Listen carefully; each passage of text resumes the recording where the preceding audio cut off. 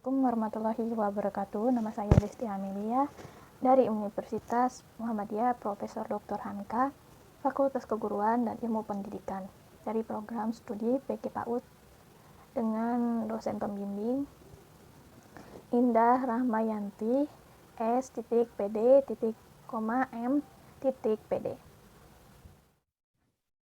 Di sini saya akan menyampaikan artikel yang saya sudah buat melalui media Depok Post dengan tema artikel pelecehan seksual sebuah kejahatan terhadap keasusilaan. Nah, menurut Kamus Besar Bahasa Indonesia atau KBBI menyebutkan pelaku pelecehan seksual berarti orang yang suka merendahkan atau meremehkan orang lain berkenaan dengan seksual, jenis kelamin, atau berkenaan dengan perkara persetubuhan antara laki-laki dan perempuan. Komnas Perempuan menyebutkan bahwa pelecehan seksual merupakan sebuah tindakan yang bernuansa seksual, baik yang disampaikan melalui kontak fisik maupun kontak non-fisik. Pada tindakan itu tidak membuat seseorang akan merasakan tidak nyaman, menyinggung, merasakan direndahkan martabatnya, hingga mengakibatkan gangguan pada kesehatan fisik maupun mentalnya. Menurut survei PPA, kasus kekerasan fisik dan seksual secara umumnya sudah menurun pada tahun 2021, namun menurut laporan Kasahul LBH aktif pada kasus kekerasan perempuan meningkat. Berdasarkan jenis prevalensi kekerasan terhadap perempuan oleh pasangan hanya meningkat pada jenis kekerasan fisik saja pada tahun 2021, yakni 2% dari tahun 2016 sebesar 1,8% berdasarkan prevalensi kekerasan terhadap perempuan oleh selain pasangan meningkat pada jenis kekerasan seksual 5,2% pada tahun 2021, 4,7% pada tahun 2016, serta kekerasan fisik atau seksual 6%. Di tahun 2021 dari tahun 2016 sebesar 5,6%. Pada intinya, kasus kekerasan terhadap perempuan pada tahun 2021 melebihi rekor tahun 2020 yang hanya tercatat sebanyak 2.400 kasus dilansir oleh CNN Indonesia. Menurut Andi Triani, Ketua Komnas Perempuan, menyatakan selama pandemi COVID-19, kasus kekerasan terhadap perempuan meningkat hanya dalam waktu 6 bulan pada tahun 2021, hingga kasus telah melebihi total tahun sebelumnya. Nah, berikut beberapa jenis kasus kekerasan yang terjadi pada perempuan, itu kekerasan seksual seperti menggoda, pelecehan, pemaksaan, penyuapan, dan lain-lainnya. Kekerasan fisik contohnya mencium, menepuk, mencubit, melirik, atau menatap dengan penuh nafsu. Kekerasan seksual oleh selain pasangan, seperti eksploitasi seksual, pemerkosaan, intimidasi seksual, perdagangan perempuan yang bersifat seksual, prostitusi paksa, perbudakan seksual, pemaksaan kehamilan, pemaksaan, perkawinan, dan lain-lainnya. Kekerasan psikis atau emosional, seperti permintaan dan ajakan-ajakan yang terus-menerus dan tidak diinginkan, ajakan kencan yang tidak diharapkan, penghinaan atau celaan yang berhubungan dengan seksual. Nah, kekerasan ekonomi seperti pemaksaan korban bekerja dengan cara eksploitasi terhadap pelacuran, melarang korban bekerja tetapi menelantarkannya, mengambil tempat sepengetahuan dan tempat persetujuan korban, merampas atau memanipulasi. Nah, kekerasan pada pelecehan bentuk gambar atau video itu seperti menampilkan tentang pornografi, gambar, screensaver atau poster seksual atau pelecehan lewat email dan moda komunikasi elektronik lainnya. Menurut R. Stoesilo, di sebuah buku yang berjudul KUHP serta komentar-komentarnya menyebutkan yang dimaksud dengan perbuatan cabul adalah segala perbuatan yang melanggar keasusilaan, kesopanan, atau perbuatan yang keji. Semua dalam lingkungan nafsu, birahi kelamin, misalnya mencium-cium, meraba-raba ke anggota tubuh, kemaluan, meraba-raba sebuah dada. Nah, pelecehan seksual sebuah kejahatan terhadap keasusilaan sebagaimana yang diatur pada pasal 294 ayat 2 KUHP Indonesia. Selain itu, pasal 86 ayat 1 UU Ketenagakerjaan UU nomor 13 tahun 2013 mengatur bahwa pekerja berhak atas perlindungan moral.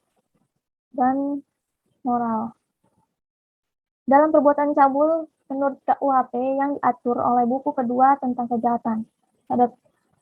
Pada bab XIF tentang kejahatan keasusila pasal 281 sampai pasal 303, misalnya perbuatan cabul yang dilakukan laki-laki atau perempuan yang telah kawin, pasal 284, perkosaan pasal 285, atau membujuk berbuat cabul yang masih belum dewasa pada pasal 293.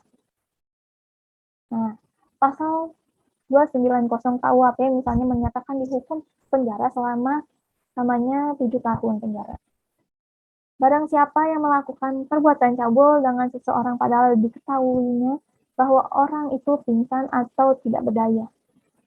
Barang siapa yang melakukan perbuatan cabul dengan seseorang padahal diketahui atau sepatutnya harus diduganya bahwa umur belum 15 tahun, kalau umurnya tidak jelas, yang bersangkutan belum waktunya untuk kawin, barang siapa yang membujuk seseorang diketahui untuk sepatutnya harus diduga bahwa umurnya belum 15 tahun atau umurnya belum jelas, yang bersangkutan belum waktunya kawin, untuk melakukan atau membiarkan melakukan perbuatan cabul atau bersetubuh di luar perkawinan dengan orang lain. Nah, berikut beberapa kasus pelecehan yang telah terjadi. Contohnya, mahasiswa Semarang yang dipaksa dosen berhubungan badan. Dosen Aceh yang diduga lecehkan 3 mahasiswa lewat chat. Isu pelecehan seksual di Institut Agama atau IAIN, Sultan Amai Gorontalo. Kasus pelecehan seksual di UNJ. Kasus marbot Masjid Cirebon mencabuli 9 anak. Anak anggota DPRD Bekasi terlibat kasus pemerkosaan. Guru pesantren Bandung cabuli 21 santrinya. Guru di Depok cabuli 10 muridnya. Nah, adapun dampak-dampak yang terjadi akibat pelecehan seksual itu depresi, sindrom trauma perkosaan, disosiasi, gangguan makan, hipoaktif seksual, disorder, gangguan jiwa, gangguan panik, insomnia. Nah, berikut cara mengatasinya. Terbuka dengan kejadian yang dialami, jangan menyimpan sendiri atau bahkan menutupinya tentang kejadian pelecehan seksual tersebut. Tidak menyalahkan diri sendiri, sebaiknya hentikan menyalahkan diri sendiri karena gangguan ini terjadi bukan kesalahan sang korban. Cari teman untuk bertukar cerita yang dipercaya atau profesional dalam membantu untuk mengatasi trauma akibat pelecehan seksual yang dialaminya. Mengikuti support group seperti bergabung dengan kelompok lain merupakan salah satu contoh terapi penyembuhannya. Berkegiatan sosial, jangan mencoba untuk menutup dirinya atau mengisolasi diri terus-menerus. Berolahraga secara rutin dapat membantu mengelola emosi dengan lebih baik setelah mengalami kejadian yang traumatis. Memang kata-kata yang membuat semangat yaitu butuh waktu yang cukup lama untuk bersuara. Sekarang saya telah memiliki dan saya tidak akan diam saja, menurut Madeleine Albright. Itu saja dari artikel saya.